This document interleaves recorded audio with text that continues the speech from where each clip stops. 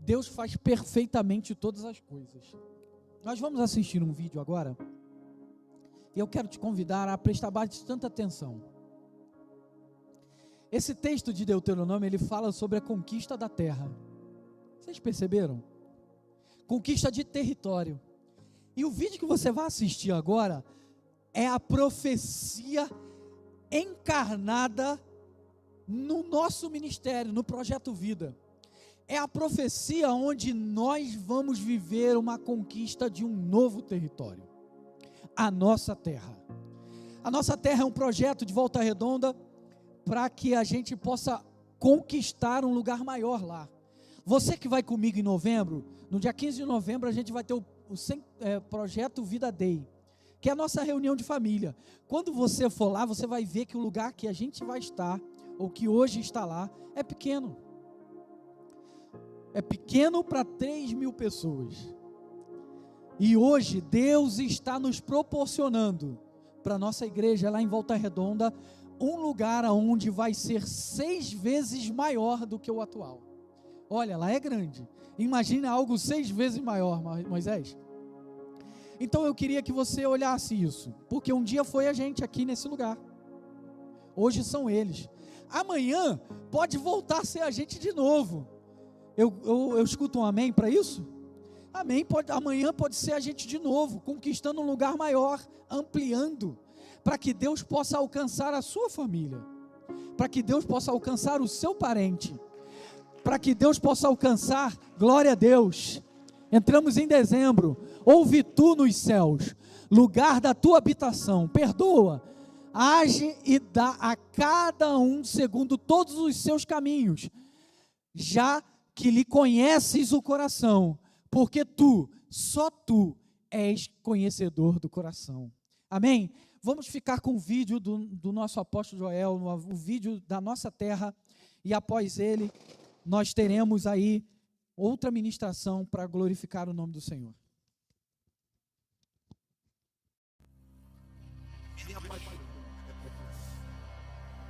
A gente sempre soube quem a gente era, a nossa identidade e o nosso propósito.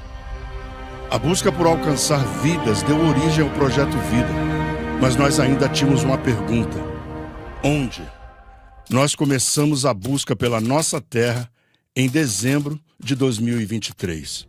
Enquanto a igreja continuava com cada um dos projetos a todo vapor, estávamos em busca da nossa terra, pois sabíamos que era o Senhor que estava nos guiando para uma nova fase. Nossa busca durou por volta de 1 ano e meio, procurando não somente um lugar amplo, mas um lugar ideal que estivesse alinhado com os planos e propósitos de Deus para a nossa igreja. E foi depois de muita busca, oração, pesquisa e confiança em Deus que a nossa terra foi achada. Assim diz o Senhor dos Exércitos, o Deus de Israel: pegue essas escrituras da compra, tanto a selada como a aberta, e coloque-as num vaso de barro, para que se conservem por muitos dias. Eis que eu sou o Senhor, o Deus de toda a humanidade. Será que existe algo demasiadamente difícil para mim? Conheça então a nossa terra. Nossa terra possui 59.644 metros quadrados e 5,9 hectares, sendo o terreno 5 vezes maior que o nosso atual. Estamos a uma distância equilibrada dos bairros de Volta Redonda. A nossa terra é o maior terreno dessa magnitude próximo à cidade. É a terra que o Senhor nos deu paz no coração para tomar posse. Não tem muito tempo, aliás, já 1 ano, eu recebi uma profecia em dia que eu tinha comentado com o apóstolo em casa: olha, o nosso tempo já está passando, eu estou me sentindo um Moisés. De repente, Deus usa uma pessoa numa voz profética. I do not call you Moses. The Lord says, I call you Joshua, because you will enter into the promised land. I'm signing a contract in heaven. You can sign it now, because this land belongs to you. This land belongs to you.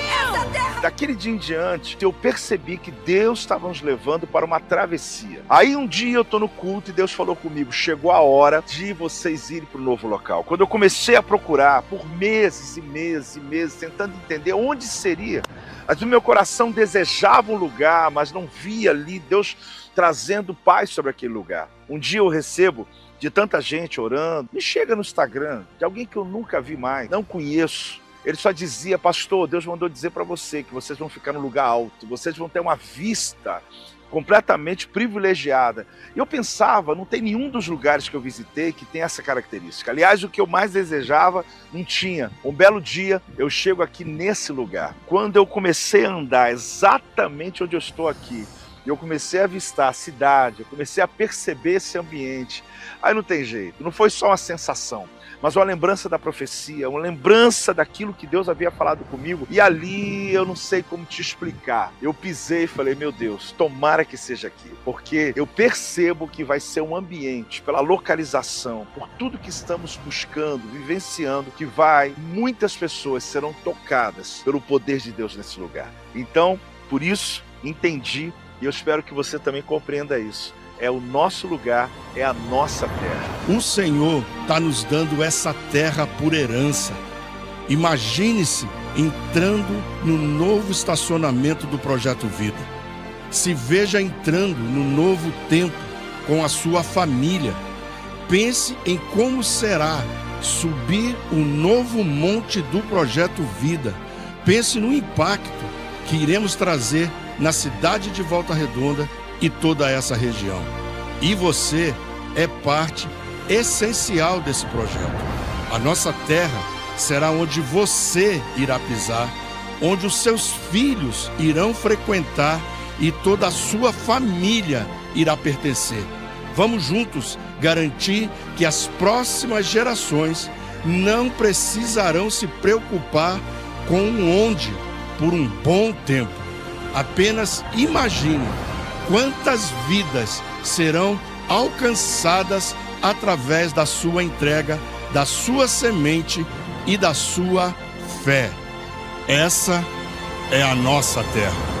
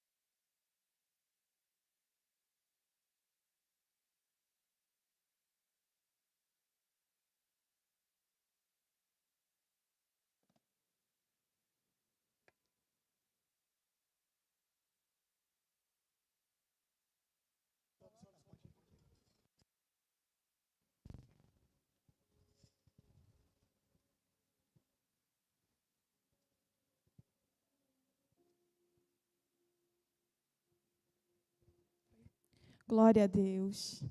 Que vídeo lindo, né? Eu já me imagino lá na cena. Já me imagino nesse novo local.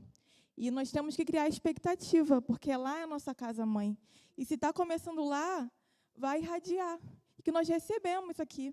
Como o apóstolo está liberando lá vasos com propósito, que a gente crie expectativa. E quem não tem casa própria, que tome isso para ter a sua casa própria. Amém? Pai, te louvamos, Senhor, por essa manhã. Te agradecemos, Senhor, por estar aqui neste lugar por 12 horas. Obrigada por tudo que o Senhor tem feito neste lugar. Obrigada por cada palavra, Pai.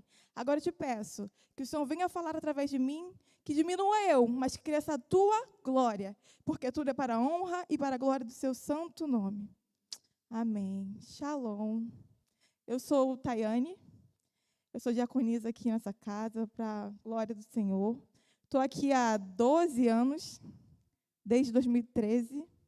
Me casei, vim para cá, tive minha filha, toda uma história, né? Assim como a Priscila também tem uma história, o Leandro, Valesca, todo mundo aqui bem velhinho aqui já. Como a 12 horas faz diferença na nossa vida. Que você continue ligado, que você continue com muita expectativa, porque é um marco, é um diferencial. Aqui nós estamos projetando o nosso próximo ano. E hoje eu venho falar de um amor que nos constrange, de um amor que foi capaz de dar o seu único filho. Aqui eu tenho pais, eu tenho mães, e quando a gente pensa na possibilidade de permitir que alguém faça algum mal com o nosso filho, é possível? Não é possível. É um amor maior do mundo. Ele deu o seu único filho para todos, sem distinção. Não foi sobre aqueles que criam nele, não foi sobre aqueles que faziam as coisas certas, não. Foram para todas as pessoas. Ele sabia tudo o que ia acontecer. E a maior forma do amor que ele poderia ter dado foi Jesus na cruz por nós. Lá em João 3,16, ele vai dizer isso, né? Que ele entregou o seu filho por nós, por cada um de nós. Ele já sabia que em 2025 nós estaríamos aqui vivendo isso. E alguns exemplos bíblicos de inclusão e desse amor que nos constrange é que Jesus ele comia com os pescadores, com os publicanos. Jesus é tão simples. E a gente que complica as coisas por conta dos nossos temperamentos, dos nossos relacionamentos, como a Valesca falou, a gente afeta e é afetado o tempo todo. A gente entra em crise em alguns momentos, né? E isso dificulta. Jesus, ele curava os doentes e os leprosos. Ele mostrava que ali havia restauração de estar junto na sociedade.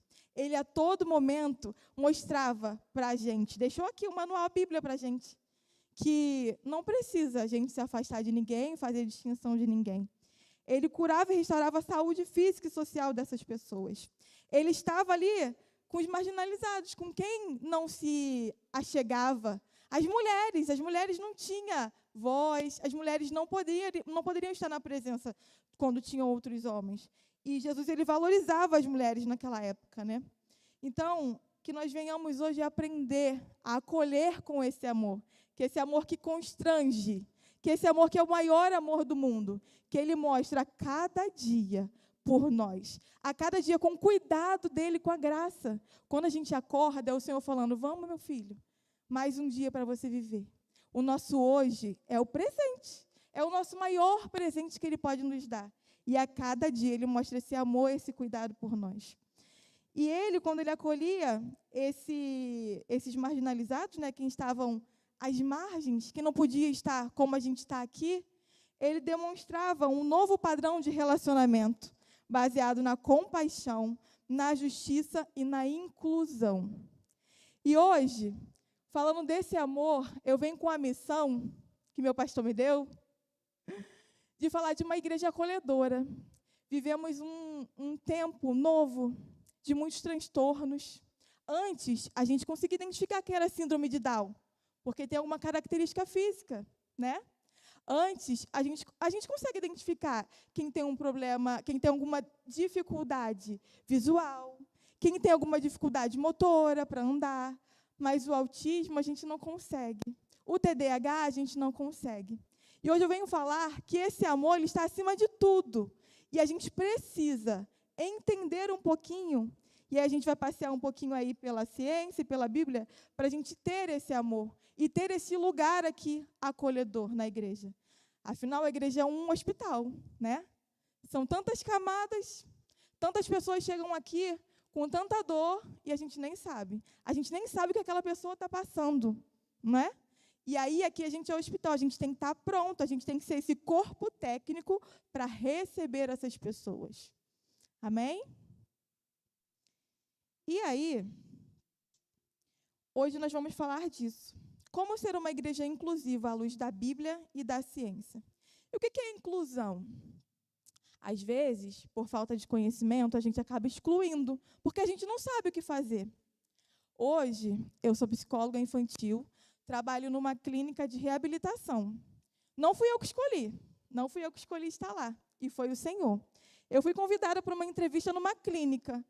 E chegando lá, fiz a entrevista com a dona da clínica e ela falou, são crianças. Eu, crianças?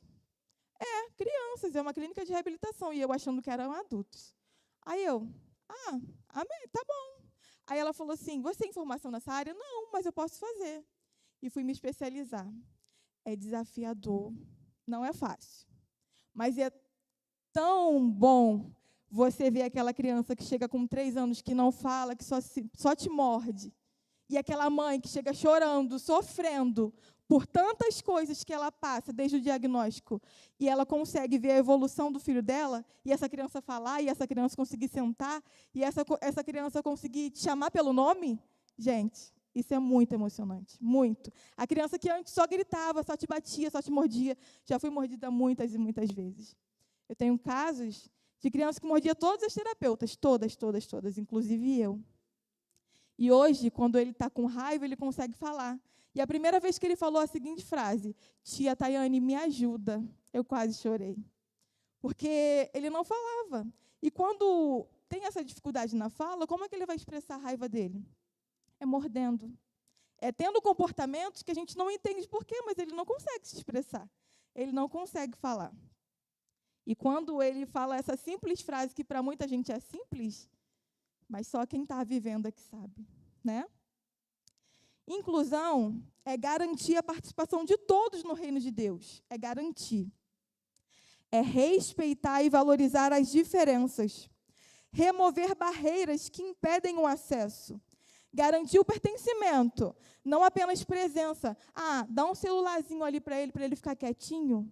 Não, ele precisa se sentir pertencente. Ele precisa se sentir parte do corpo. É expressar o amor de Cristo de forma prática, como nós falamos.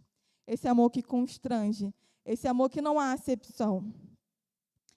E como a gente falou, inclusão sem capacitação é exclusão. Se eu não sento para aprender, se eu não sento para entender, eu vou acabar excluindo, e às vezes de uma maneira automática, porque eu não sei o que fazer, eu não sei o que está acontecendo. E nós somos muito o quê? Racionais. Eu sou o que vejo. A primeira impressão é que fica, né? Se eu vejo uma criança chorando, gritando, eu falo o quê? Sem educação. Olha essa menina aí, sem educação. Mas é muito além disso. Lá em Romanos 15:7 diz, portanto, recebei-vos uns aos outros, como também Cristo recebeu, para a glória de Deus. E como começa essa inclusão? A inclusão, ela começa quando eu entendo que eu não preciso mudar o cérebro do outro, eu preciso mudar o meu olhar, eu preciso mudar a minha perspectiva diante daquela pessoa, eu preciso ver além daquele comportamento, assim como Jesus faz. Ele vê além do nosso comportamento, ele conhece o nosso coração, ele não nos rotula, ele não vê a gente como um dia mau, porque a gente tem vários dias maus, né? A gente tem vários dias que não quer nem sair, levantar, ou só eu? Não, né? E por isso é que a gente precisa falar desse amor. Os índices de autismo e TDAH têm aumentado muito. Glória a Deus pela vida do nosso pastor, que ele dá esse espaço para a ciência, para a gente aprender. Segundo o censo em 2022, que foi divulgado agora pelo IBGE em maio, cerca de 1 em cada criança, 1 em cada 38 crianças são diagnosticados com autismo. Quanto ao TDAH, estima-se que 2,5% da população brasileira tenha TDAH. Mais de 5 milhões de pessoas. E são muitas pessoas. E essas pessoas, elas vão chegar aqui. Nós temos já uma criança muito especial aqui na igreja. E ela é fantástica. Ela é fantástica. Ela pode não saber sobre expressão facial ainda, porque é muito novinha, mas ela numera de 1 a 100, ela escreve. E ela só tem 3 anos. Ela é fantástica. Lá em 1 Samuel 16:7 diz: não atente para a sua aparência, nem para a grandeza da sua estatura, porque eu tenho rejeitado. Porque o Senhor não vê como o homem vê o que está diante dos olhos. Porém, o Senhor olha para o coração. E nós precisamos ver como Jesus. Nós precisamos olhar com esse amor, sem o preconceito, sem o pré-julgamento, sem os rótulos, olhar além. É fácil? Não, não é fácil.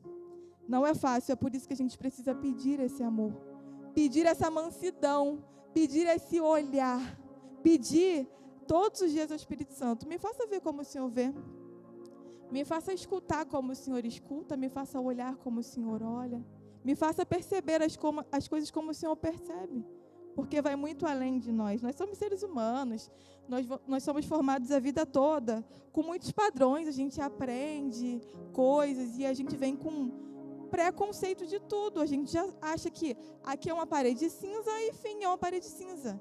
Aqui é um chão de porcelanato e fim. E não. São muitas e muitas camadas. Mas o que é o autismo? Muito se fala sobre o autismo pelos casos, os números que estão aumentando. Ou autismo, ou TEA, né? O que é o autismo? É um transtorno do neurodesenvolvimento. Caracteriza sempre por uma dificuldade, tem que ter algum prejuízo na interação social, né? Algum prejuízo precisa ter na comunicação e tem um padrão de comportamento repetitivo. Essa criança gosta de enfileirar, essa criança gosta de fazer tudo da mesma maneira. Aquelas pessoas, até adultos, que às vezes não têm o laudo, têm uma rigidez cognitiva. O que é rigidez cognitiva? Sempre faz as coisas do mesmo jeito, não consegue fazer um outro caminho para vir para a igreja, por exemplo, porque senão se perde todo. Se o pastor muda o roteiro do culto, bota a oferta para o final, ué, não vai ter oferta não? Como é isso? Cadê? Cadê aquilo? Cadê? Isso desorganiza, isso é uma estrutura, isso é uma rigidez cognitiva. E aí, tudo isso que a gente está falando, de todos esses aspectos, a gente vai entender o quanto é difícil esse ambiente aqui que a gente vive, que para a gente é tão fácil, a igreja. O termo espectro, porque é o transtorno do espectro autista, o TEA, que significa, é usado porque o TEA se manifesta de maneira diferente em cada indivíduo. Cada indivíduo é único. A gente não pode rotular. Ah, porque o autista faz isso. Não, não. Eu tenho autistas não verbal, eu tenho autistas que falam, eu tenho autistas que leem, que se auto-alfabetizaram com 3 anos e tenho que não consegue ler.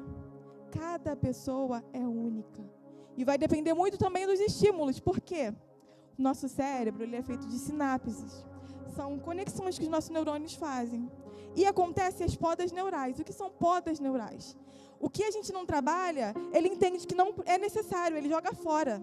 Por isso que às vezes a gente fala, eu não lembro mais de tal coisa, porque ele vai eliminando muitas coisas. Tem crianças, meu filho falava aos 2 anos e parou de falar. Por quê? Porque parou de estimular. A criança fica o tempo todo na tela, vendo televisão. O cérebro entende que a comunicação não é importante, ele vai jogar aquela comunicação fora. E a criança tem essa poda neural que a gente chama. Tem esse corte, ela para de falar. E por isso que é importante ter o estímulo, né? E o que causa o TEA? Ainda não se sabe, né? São muitos estudos, é algo recente, mas acredito que seja uma combinação de fatores genético e ambiental. O autismo, ele não é uma doença. Ele é uma condição do neurodesenvolvimento. É uma forma diferente de ver o mundo. São tantos estímulos que a pessoa recebe, que o autista recebe, eu digo por dentro, que para a gente é fácil estar aqui, mas para uma pessoa autista não.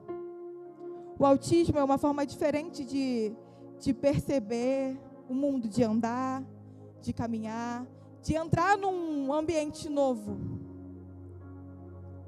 Tem uma metáfora que é do rádio com sintonia diferente, para a gente conseguir identificar melhor o que é o autismo. O cérebro de uma pessoa autista funciona como um rádio muito, muito sensível. Enquanto a maioria consegue sintonizar só numa estação, a gente quer ligar o rádio, a gente coloca numa estação só, né? Na estação certa, o autista, muitas vezes, capta todos os sinais ao mesmo tempo. Ele vai captar os sons, as luzes, os cheiros, tudo que está no ambiente ao mesmo tempo. E você imagina como que fica por dentro. Tudo vem junto e muito alto. Por isso que ele precisa de mais tempo ou adaptações para se sentir bem. E aí isso vai causar o quê? Uma sobrecarga sensorial. Porque ele está recebendo tudo, todos os estímulos. O que é o sensorial? É tudo que a gente percebe, tudo que a gente recebe. O cheiro, o toque. Ele está recebendo tudo ao mesmo tempo. E você imagina receber uma carga dessa tudo ao mesmo tempo. Como é que fica ali por dentro? É um desequilíbrio. Por isso que precisa de uma acomodação maior, de uma adaptação. E o que causa essas crises, como eu falei, que às vezes a gente vê uma criança chorando e a gente acha que é birra? Mas tem uma diferença de birra e de crise. A birra é quando a criança quer essa garrafa e aí ela chora, chora, chora, eu dou a garrafa e eu resolvo o querer dela. Agora, a crise tem um antecedente antes dessa crise. Alguma coisa que vai desencadear essa crise, esse fator. Então, independente do que eu der para ela vai desregular ali. Isso é uma crise. Quais são os principais gatilhos para a crise no autismo? O excesso de informação. Como eu falei, ele percebe de uma outra maneira essa sobrecarga sensorial. A quebra da rotina. Como eu falei, né? A gente precisa de uma previsibilidade. Se quebra a rotina, já tem toda uma desregulação emocional ali. Uma espera prolongada. Se deixar a criança ali muito tempo esperando ociosa, pode ter uma crise. Situações de conflito. Colocar aquela criança num conflito, colocar ele na parede, pode ter uma crise também. E ambientes novos. Porque tudo que é novo, ele vai ter que sentir aquilo pela primeira vez. E ele já vai pensando, como é que eu vou estar naquele ambiente, como é que vai ser, como é que eu vou estar no meio de pessoas, como é que eu vou fazer contato com as pessoas, como é que eu vou olhar, porque por muitas vezes nem gosta de fazer o contato visual, tem dificuldade de fazer o contato visual. E aqui na igreja, o templo, nós temos muitos desses desafios, muitos. Para a gente, a igreja é um ambiente o quê? Acolhedor, traz paz. Cada nota musical, ela traz paz, ela traz conforto. Ela toca lá na nossa alma, mas para um autista, não. Para um autista, como eu falei, é muita desorganização. Ele está recebendo tudo ao mesmo tempo. Tem a fumaça, tem a luz, tem a música alta, tem um microfone. E, por vezes, isso parece uma ofensa. Isso parece que vai machucar, sabe, gente? É muito além. É uma coisa que foge do controle, porque ele ainda não tem esse controle. Por isso que é feita uma adaptação. Por isso que é feito um acolhimento. Por isso que nós precisamos estar prontos para acolher e não julgar. E olhar além do comportamento. Estar em socialização aqui, sentado lá do outro, quando o pastor fala, aperta a mão do seu irmão, dá um abraço no seu irmão. Talvez essa pessoa tenha sensibilidade ao toque, não gosta de ser tocada. E para a gente isso é muito bom, um abraço cura, né? Mas essa pessoa precisa aprender que o abraço cura e não fere. Ela precisa entender que isso é algo bom. Ela precisa gostar disso, é uma adaptação. Não é algo instantâneo, automático. As luzes, o ruído, alguém falando aqui de um tom mais alto, uma voz de um homem, isso tudo faz diferença. Por isso que nós precisamos estar prontos, como uma igreja inclusiva. E o TDAH? Muita gente se rotula aí com testes da internet que é TDAH, né? Um monte de gente faz teste se não, eu sou TDAH, se rotula. Hoje, inclusive, é o Dia Mundial do TDAH. TDAH é o transtorno de déficit de atenção com hiperatividade. Também é um transtorno do neurodesenvolvimento e também a gente não consegue ver, não tem característica física, não tem como saber que a pessoa é TDAH. E às vezes a gente dá uma ordem, um comando para a pessoa e a pessoa não faz. Ai, que preguiçoso. Ai, que desobediente, que rebelde. E para aquela pessoa fazer é um sacrifício. Para aquela pessoa fazer custa muito. Só que quando a gente não sabe, a gente olha o quê? Todo. O comportamento. A gente, às vezes, traz até para o pessoal, para o coração, isso é uma afronta. Nossa, por que ele não está fazendo? É pessoal? Não. Só ele sabe a luta que ele está passando ali para ele conseguir fazer. Então, ela tem dificuldade para se concentrar em tarefas. Ela tem dificuldade de manter a atenção, porque isso é um prejuízo na atenção. O TDAH, ele tem um prejuízo que vai afetar a forma de como ele tem atenção nas coisas. E aí, como que a gente fica 2 horas no culto com a atenção focada? Se passar uma mosquinha, a gente esquece que o pastor falou. Esquece, não é? E, por isso, que é aceitável algumas maneiras, que a gente vai falar também, para ajudar a regular isso. A pessoa com TDAH, ela pode ter dificuldade para se concentrar em tarefas simples. Por ser muito inquieta, muito impulsiva, faz um monte de coisa ao mesmo tempo, mas não conclui nada. Abre um monte de aba, igual o computador, que abre um monte de aba e a cabeça fica com aquele monte de coisa e não conclui nada. E fica cansado, né? Porque se tem um monte de coisa aberta aqui, como é que você vai dar conta disso? Fica cansado, sugado. Quem tem TDAH não é preguiçoso ou desobediente. Apenas tem um cérebro que funciona de maneira diferente. Não é resultado de má educação ou falta de disciplina. É uma condição biológica. Tem uma metáfora para a gente entender também. É a metáfora da borboleta no jardim. A borboleta, ela vai voando de flor em flor. Ela não fica muito tempo numa flor. Ela pousa em uma, ela vai para outra, ela foi. E é igual o TDAH, ele muda rápido as tarefas, ele muda rápido a função, ele não consegue ficar muito tempo ali, no mesmo lugar. E qual o desafio de uma pessoa com TDAH para participar de um culto? Dificuldade para manter a atenção e o foco, né, na palavra. Inquietação, necessidade de movimento, ter que levantar para beber uma água, e às vezes ele precisa disso para se regular. Até na sala de aula, hoje as professoras entendem que as crianças às vezes precisam levantar um pouquinho para se regular e depois ela senta. Quando as crianças estão fazendo esse movimento, que a gente chama de flap, é uma regulação. Ele está se regulando. Tem uma série na Netflix, que é Advogada Extraordinária, que ela começa a trabalhar.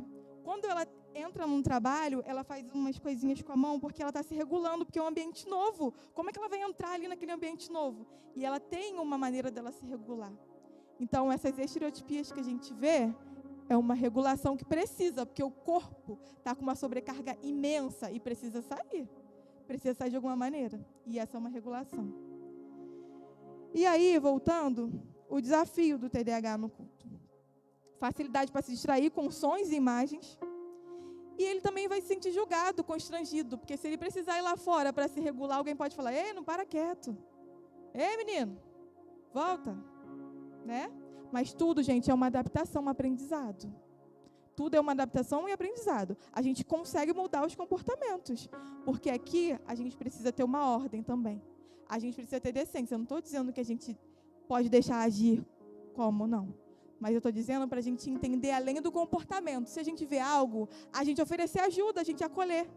E entender que está em adaptação. Está aprendendo. Lembre-se que é um aprendizado, que tudo é muito novo. Tudo é muito novo e aqui tem muito estímulo, muito estímulo. Agora está tranquilo, mas à noite, fumaça, som, luzes, muito estímulo, muitas distrações. E aí, gente, a gente fala assim, de uma forma mais leve, né, sobre autismo, sobre TDAH, mas como que é essa família? Como que essa família chega na igreja? Como que essa família recebe esse diagnóstico? Quando uma família recebe um diagnóstico, tem um luto. Vocês sabiam? Porque quando a mãe, ela engravida, ou quando ela pensa em engravidar, ela idealiza um bebê. É o luto do bebê idealizado e do bebê real. E isso em todas as perspectivas. Se eu imaginava que a criança ia dormir, a criança não dorme. Se eu imaginava que a criança ia comer bem, a criança não come. Tudo é um processo de luto. Imagina que uma mãe projeta que meu filho vai falar com 1 ano e pouquinho, 2 anos vai estar falando, vai estar formando frases, e aí o filho não fala. Ela nunca ouviu falar mamãe. Ela nunca consegue entender o que a criança quer, porque ela só grita, só chora, só morde. Imagina, é um luto. E essas crianças, e essas famílias, elas chegam aqui com essas crianças. E aí recebe esse diagnóstico. já tem todo um peso, já tem todo um rótulo. A escola, por muitas vezes, se nega, por ter já um número grande. Na escola da Liz, tem 8 crianças, 4 são laudados, para você ver a proporção. Então, às vezes, a escola nega porque não tem uma mediadora, não tem alguém que saiba o que fazer, e aí nega. E essa mãe teve essa negação. A gente que é mãe, a gente imagina tudo, né? A gente quer que o nosso filho esteja entrando na escola, a gente imagina. Aí imagina você bater lá na porta da escola, oi, vim matricular meu filho, mas ele é autista. Não tem como. Imagina como essa mãe fica. Aí essa mãe, ela vem um dia no culto, e a criança vê um monte de luz, um monte de coisa, corre, grita. Essa mãe, ela não vai querer mais voltar. Por quê? Ela fica envergonhada, gente. Porque as pessoas, a gente olha. A criança está fazendo lá a pirraça que a gente chama, a birra, a gente vai olhar. E que a gente aprenda a treinar o nosso olhar. Que a gente seja mais empático. Está precisando de alguma coisa? Vamos ali atrás com ela. Que a gente proporcione isso, esse acolhimento. Porque a gente precisa pensar, como Jesus faria? Como eu falei, ele sentava à mesa com todo mundo. Jesus, ele comia com as pessoas que eram marginalizadas. Como Jesus faria com essas crianças, gente? Como Jesus faria com esses adultos? É olhar além. É olhar além do comportamento. Essa família, ela chega machucada na igreja. Às vezes, ela não consegue congregar, porque a criança não dá conta de ficar no culto. E essa família, ela fica o quê? Desigrejada. Ela não consegue ficar na igreja, criar raízes. Ela não consegue. E ela já tem todo esse luto, todo esse peso. Se a gente não acolhe essa família, ela vai embora. Ela não vai ficar. Ela não vai ficar. Se a gente tem aquele primeiro olhar de, nossa, essa criança gritando muito, ela vai se sentir julgada. Porque a culpa já vem de várias questões. Quando recebe o laudo, o que eu fiz de errado? A culpa foi minha. O que eu fiz para o meu filho nascer assim? Não é? E aí vem, é pecado? Como o Leandro falou, nem tudo é pecado, é para a glória de Deus. E aí vem todo esse estigma sobre essa família. Vem todo esse peso sobre essa família. E a igreja, ela precisa ser esse lugar acolhedor e um lugar seguro. Ser uma igreja acolhedora é viver o amor de Cristo de forma concreta. Qual o papel da igreja? É acolher a todos. Com as pessoas que têm laudo, que não têm laudo, a gente chama de típica, atípica. É acolher a todos. E a nossa nova realidade é essa. E precisamos estar prontos. E precisamos estar preparados, sem julgamento. Treinar o nosso olhar. Olhar além. Se aquela criança está tendo uma crise, aquela mãe está muito pior do que aquela criança. Ela só não está demonstrando. Mas ela está querendo fazer de tudo para conter aquilo. Só que os estímulos são maiores. Os estímulos são maiores. E aí, o que a gente pode fazer? Oferecer um cantinho de calma para essa criança, levá-la atrás. Principalmente quem está na escala, né? Levá-la atrás. Acolher essa família e falar, mãe, está tudo bem, tá? É uma criança, está tudo bem. A gente está aqui para te ajudar. Você quer levar ele lá? O que ele gosta? Às vezes, uma simples preferência. Ele gosta de escrever num papel tão simples. É só a gente pegar um papel, um lápis. O que ele gosta, mãe? Qual o personagem que ele gosta? Assim que a gente se aproxima. Porque, como eu falei, cada indivíduo é único. Ele vai ter a sua particularidade, ele vai ter o seu gosto, a sua preferência. Permitir pausas, né, quando necessário. Para saída silenciosa, é claro, do culto. A igreja, ela precisa ser esse lugar acolhedor e seguro. Usar a linguagem clara e visual. Recursos visuais. Histórias para ilustrar. Né? Quem está aqui tem essa missão de fazer a mensagem chegar de uma maneira clara, transferível. O pastor sempre fala isso. A mensagem ela tem que ser dada de maneira clara e transferível. Eu preciso entender, eu preciso guardar. E aí eu vou buscar estratégias para fazer com que aquela pessoa entenda, que aquela pessoa compreenda. Treinar a equipe para a inclusão. como a gente está fazendo hoje, parando para ouvir. A gente está aqui vendo essa nova realidade e entendendo que precisamos treinar os nossos olhares, treinar esse nosso ímpeto de querer julgar, o preconceito. Porque se a criança faz birra, ela é mal educada, o pai não deu limite. Porque se a criança está chorando, é porque o pai não cuida, o pai não educa. Não, gente. A gente precisa lembrar que são muitas camadas. Acolha essa mãe, que ela está sofrendo muito mais do que essa criança. Lembra que eu falei que teve o luto do bebê lá idealizado e o bebê real? É muito, muito mais difícil para ela. Conhecer cada indivíduo, como a gente falou, na sua singularidade. Nunca se esquecendo de que, independente de ser autista, de ser TDAH, é único. Ele é único. Ele tem a história dele. E devemos agir como Jesus. Jesus, ele acolhia a todos, sem distinção. Nosso papel, enquanto cristãos, é criar uma igreja onde cada pessoa, com ou sem transtorno, possa se sentir segura, respeitada e parte da família de Deus. É a gente ter esse olhar de amor. Como eu falei, não é fácil, mas a gente precisa pedir isso ao Espírito Santo. A Bíblia não diz que a gente tem os frutos dentro de nós, a gente tem um DNA de Cristo. E a gente precisa o quê? É acessar, é trazer isso para o real, é trazer isso para o meu aqui e agora. Jesus, me dá os frutos do Espírito. Jesus, me faz ver como o Senhor vê. Jesus, me faz ver além. Não me faz ver só uma parte, me faz ver o todo. É isso que a gente precisa aprender. Lá em 1 João 4,11 diz: Amados, se Deus assim nos amou, também nós devemos amarmos uns aos outros. Mas a gente tem a facilidade de quê? De amar só quem? De amar só quem é próximo, de amar só quem faz as coisas do meu jeito, de quem gosta do que eu gosto, de quem gosta do estilo de música que eu gosto, que gosta da roupa que eu gosto, que gosta dos meus gostos, e isso é ser egoísta. E Jesus não é assim. Isso é ser egoísta. Isso é a gente colocar essa questão numa caixinha.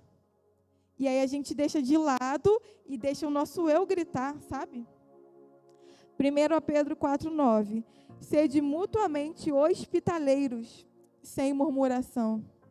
É sem julgamento. É receber, é acolher. É entender que cada um tem uma história. Cada um vive um processo. Cada um, para sair de casa hoje, enfrentou uma luta durante a semana. E a gente nem sabe. A gente nem sabe. E às vezes a gente é tão egoísta, tão egocêntrico, que é só o nosso. Porque a nossa dor dói mais do que a dor do outro.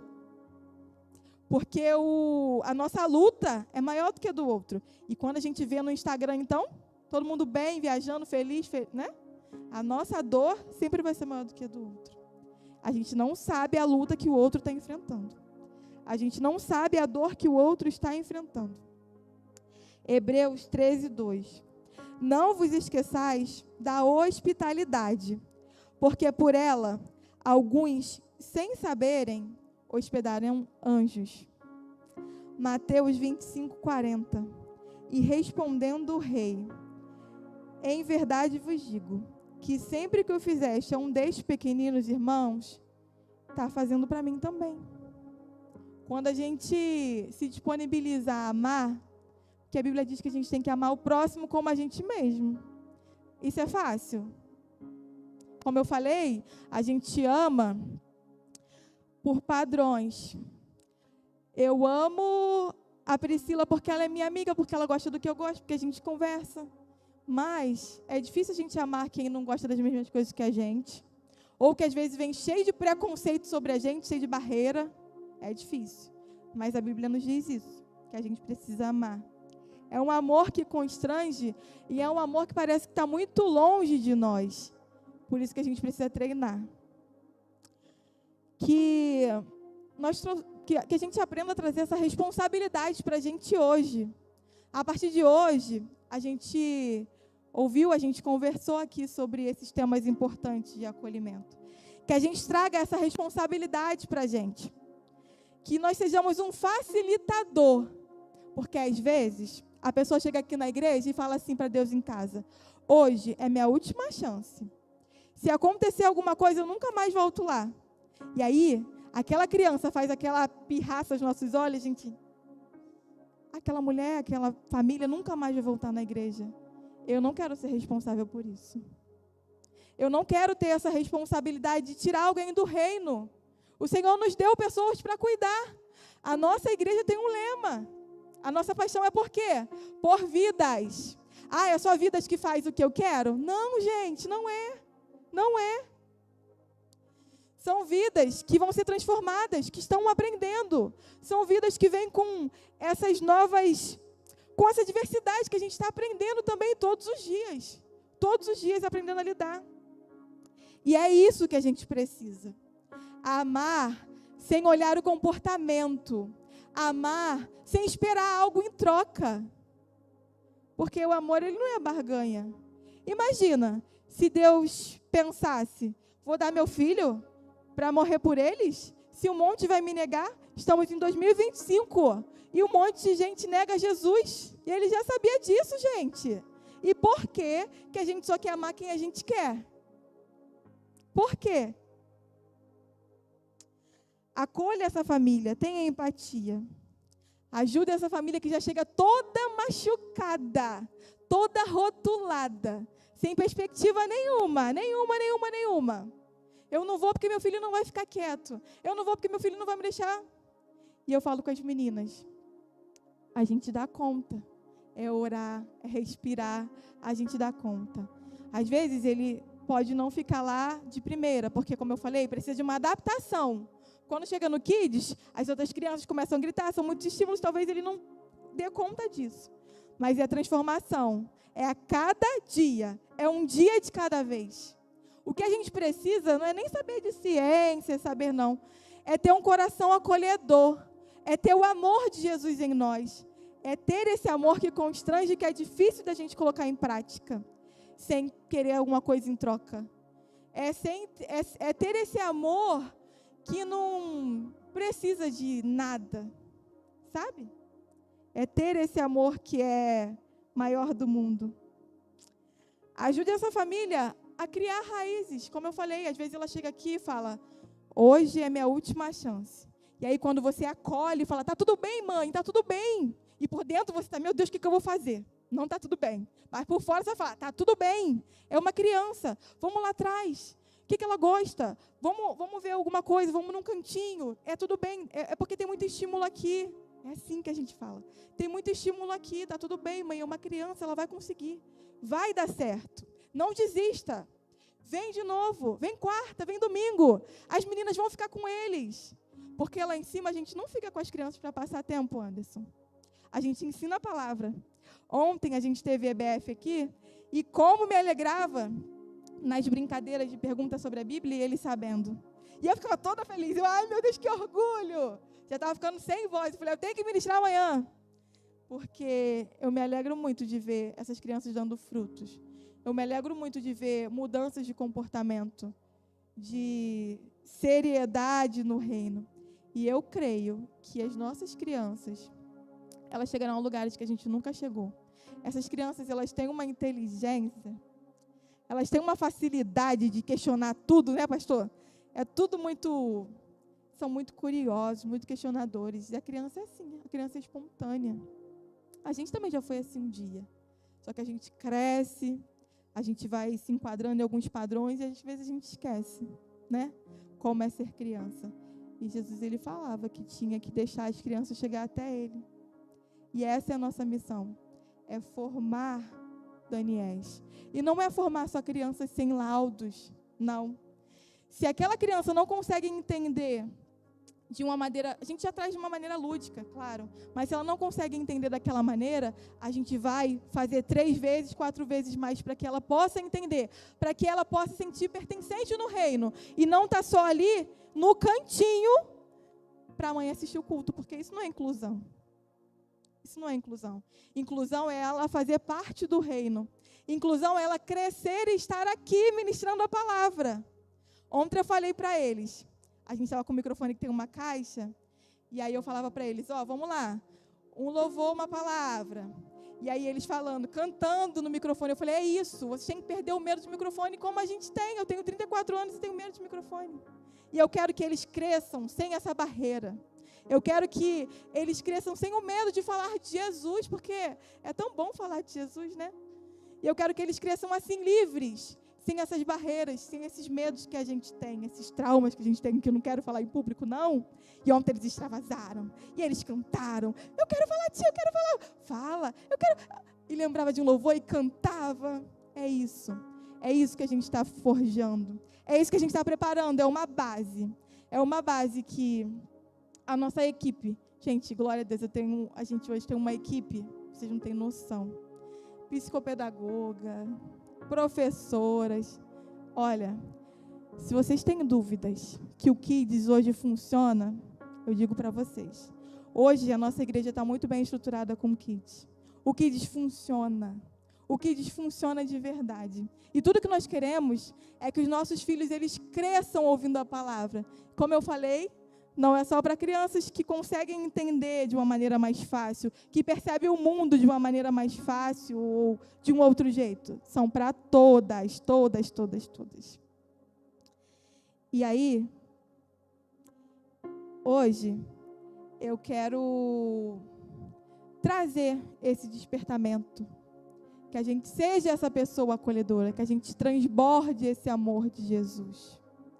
Que a gente consiga olhar para um todo, porque esse amor dói, esse amor constrange.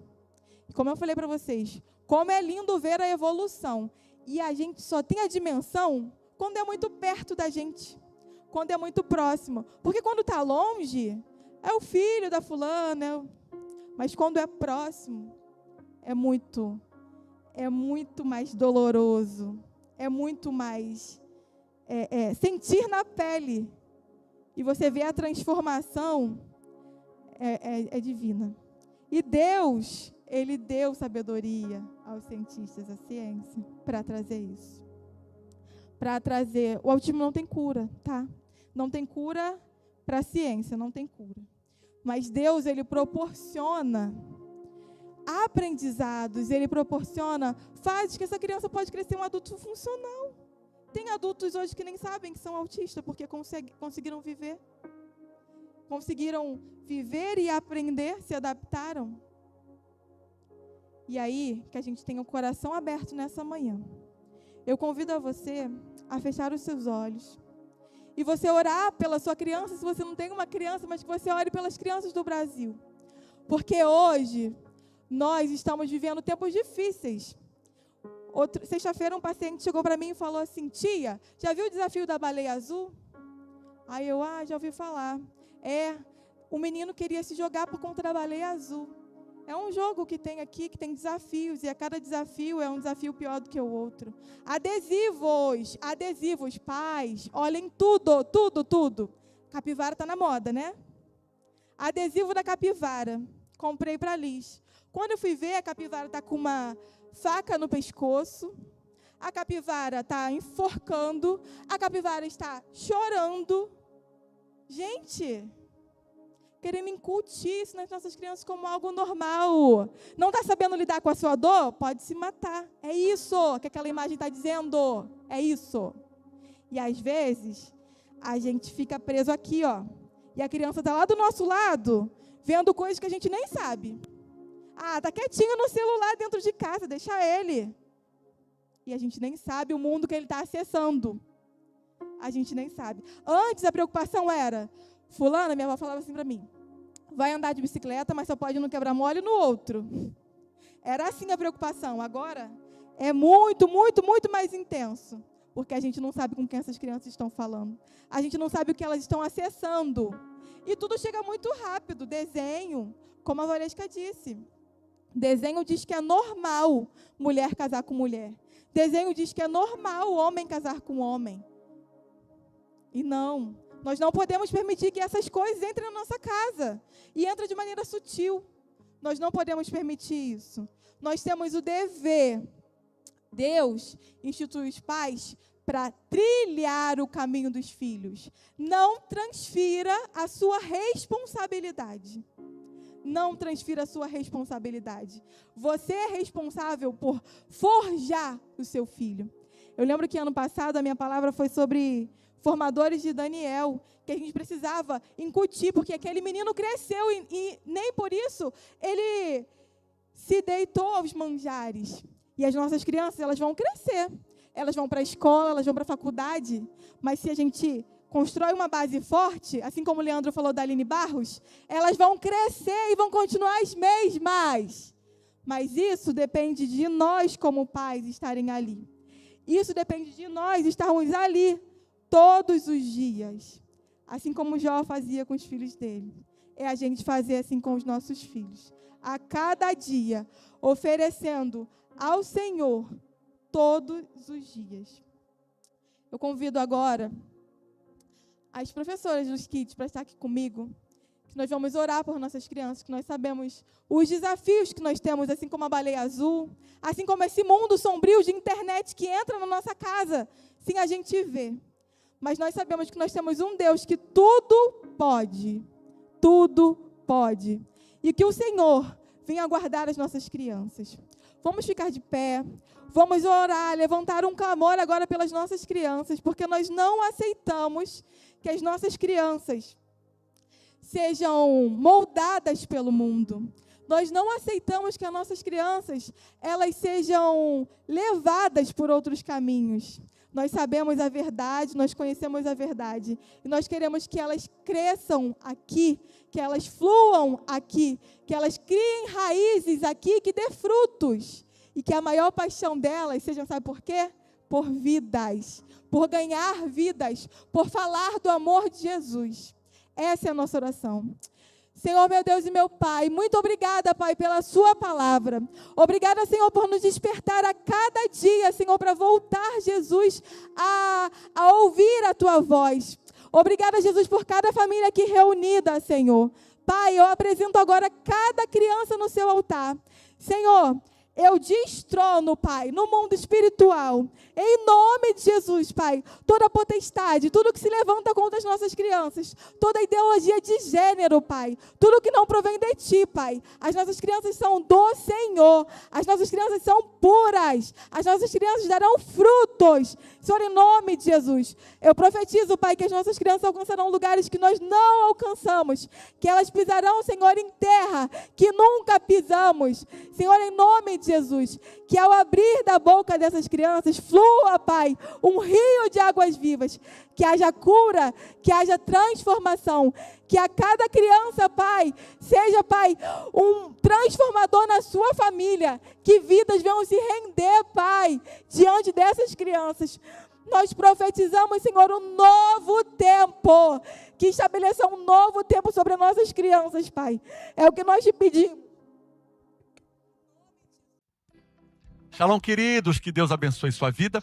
Que bom que você assistiu a mais uma de nossas mensagens. Você também pode curtir, comentar e também se inscrever no nosso canal, ativar as notificações para novas mensagens e compartilhar esse conteúdo. Você também pode nos acompanhar através das nossas mídias sociais e o QR Code que aparece na tela. E claro, você também pode participar dessa obra compartilhando e doando a sua oferta para que possamos pregar o Evangelho. Que Deus te abençoe.